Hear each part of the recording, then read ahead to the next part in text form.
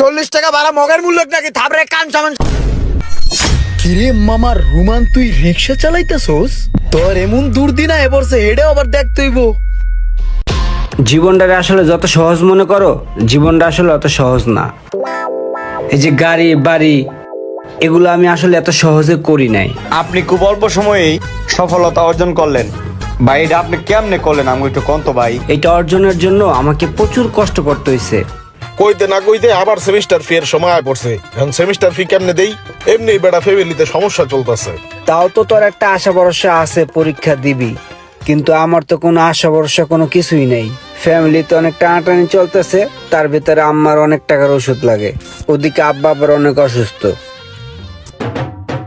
কিরে তুই কি করবি? তুই কি খালি মোবাইলই গুতাবি?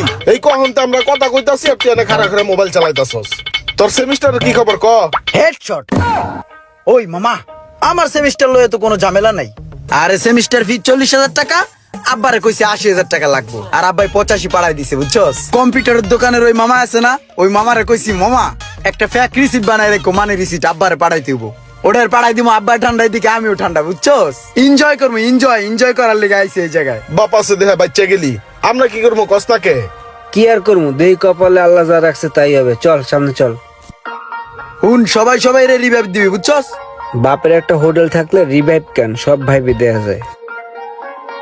কিভাবে কি করব কিছু বুঝতেছিলাম না, বাধ্য হয়ে আমি একদিন রিক্সা নিয়ে বের হই। লুকান্নাডারে হেডশট দে। ওই মামা টান দাও। তুই লুকান্নাডারে হেডশট দে, আমি এমরাতে কাভার দিতেছি। ও মামা, ওই সামনে ব্রেক করো। আমি দেখতাছি, তুই বাকনামি করিস না। তুই দে আমি দেখতাছি রে ভাই। ওই ভাড়া কত? 40 টাকা।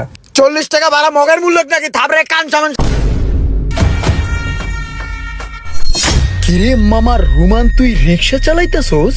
তোর এমন দুর্দিনা এবারছে হেডে আবার দেখতেইব। তাহলে কিন্তু মামা ব্যাপারটা খুব ভালো লাগতাছে।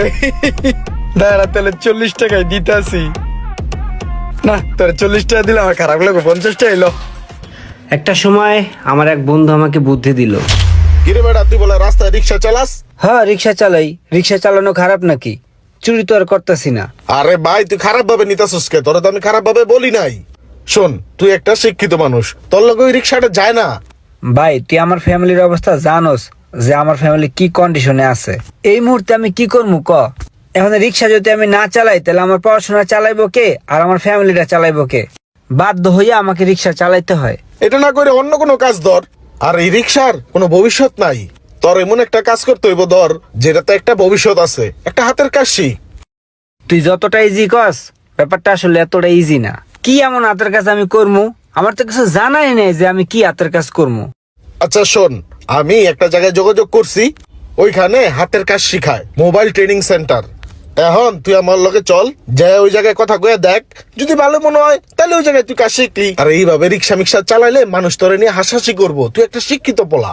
ঠিক আছে চল, দেখি কি হয়। চল।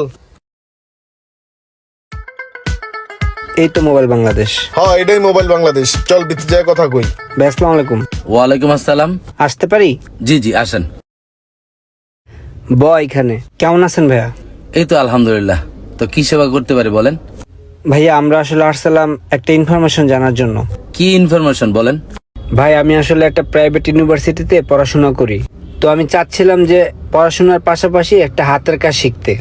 তো আমি শুনছি যে আপনারা মোবাইল বাংলাদেশ নাকি মোবাইল সার্ভিসিং এর উপরে একটা ট্রেনিং দিয়ে থাকেন। তো আমিও মোবাইল সার্ভিসিং এর কাজটা শিখতে চাচ্ছি, সেজন্য আর কি আপনার কাছে আসা। তো আপনাদের এই মোবাইল বাংলাদেশে কাজ শেখার সিস্টেমটা কি একটু বলবেন? যদি একটু ডিটেইলসটা আমাকে বলতেন। আমাদের এখানে হচ্ছে 3 মাসের কোর্স। তার মধ্যে হচ্ছে আমাদের ট্রেনিং সেন্টারে 2 মাসে হাতে কলমে কাজ শিখাবো, আর 1 মাস হচ্ছে আমাদের শপে ইন্টার্নি থাকবে। এখানে শিখতে পারবেন ব্যবসায়িক সকল আইডিয়া, ও পাশাপাশি আমরা 2টা সার্টিফিকেট প্রোভাইড করতেছি। একটি হচ্ছে মোবাইল বাংলাদেশের পক্ষ থেকে, আরেকটি হচ্ছে গভর্নমেন্ট অনুমোদিত সার্টিফিকেট। যারা নতুন ঢাকা আসতেছে তাদের জন্য থাকা খাওয়ার সুব্যবস্থা আছে আমাদের কাছে। ও আচ্ছা আচ্ছা। আচ্ছা ভাইয়া, আপনাদের এখানে ভর্তি হওয়ার পেমেন্ট সিস্টেমটা কি? ভর্তির নিয়ম হচ্ছে প্রথমে আমাদের ফর্ম ফিল আপ করতে হবে, তার পাশাপাশি আমাদের যে এগ্রিমেন্ট অনুযায়ী টাকা সেটা পেমেন্ট করতে হবে। 24, 25, 26, 27, 28, 29, 30। ভাই লোন এই জায়গায় 30 আছে। এই যে ভাই আমার টাকাটা। স্যার আমরা কবে থেকে ক্লাস শুরু করব? আগামীকাল থেকে তাহলে তোমরা ক্লাস শুরু করো। মোবাইল বাংলাদেশ ট্রেনিং সেন্টার থেকে আমি আপনাদের সাথে আছি সাকিব। আজকে আপনাদেরকে শিখাবো ক্যাপাসিটর কি ও তার ব্যবহার। মনোযোগ দিয়ে শুনুন। ক্যাপাসিটর হচ্ছে দুই প্রকার। Can we get a little bit louder? Can we get a little bit louder? I like this. সেখানে খুব মনোযোগ সহকারে 3 মাস আমি ট্রেনিং নিলাম। 3 মাস ট্রেনিং নেওয়ার পর সেই মোবাইল বাংলাদেশে আবার কাজের জন্য জয়েন হলাম। ইচ্ছা শক্তি থাকলে যে মানুষ আগাইতে পারে, এই ছেলেটা তার প্রমাণ। অল্প কিছুদিনের মধ্যে খুব সুন্দর কাজ শিখে গেছে। এবং মোবাইল বাংলাদেশে কাজ করে প্রতি মাসে সেখান থেকে ভালো একটা স্যালারি পাওয়া শুরু করলাম। আর আস্তে আস্তে টাকা জমানো শুরু করলাম। সেই টাকা জমিয়ে একটা দোকান দিলাম, পাইটু ইলেকট্রনিক্স। আর আজকে আমার পাইটু ইলেকট্রনিক্স নামে প্রায় 10টা শপ। তারপরও কিন্তু আমার মনে একটা আফসোস রয়ে গেছে, কারণ যে স্বপ্ন নিয়ে সেদিন আমার বাবা মা আমাকে পড়াশোনা করাইছিল, তাদের সেই স্বপ্নটা হয়তো আমি বাস্তবে পূরণ করতে পারি নাই। আজকে আমার সব কিছুই আছে, কিন্তু আমার বাপ মা নাই। আমার যদি 1000 কোটি টাকাও হয়ে যায় না, তারপরে এই কষ্টটা আমার মন থেকে যাবে না। সময় থাকতে যদি আল্লাহ মানুষকে সবকিছু দিত, তাহলে হয়তো এই পৃথিবীতে অপূর্ণতা বলতে কোনো কিছু থাকতো না। এখন যদি সারা দুনিয়ার সম্পদ আমার হয়ে যায় না, তাহলে আমি ওই তৃপ্তিটা পাবো না যে তৃপ্তিটা আমি আমার বাপ মাকে সম্পদ দেখায় পাইতাম। দোয়া করি পৃথিবীর প্রত্যেকটা মানুষকে আল্লাহ তাআলা সম্পত্তি দান করুক, তবে সেটা তার বাপ মা পৃথিবীতে বেঁচে থাকতেই করুক। না হলে ওই সন্তানগুলো না কপাল পোড়ার মতো সারা জীবন কষ্ট বুকে নিয়ে পথ চলবে। আমরা যারা পড়াশোনা করি তাদের প্রত্যেকের উচিত পড়াশোনার পাশাপাশি যে কোনো একটা হাতের কাজ শেখা। হাতের কাজ শিখলে ভাতে মরবেন না।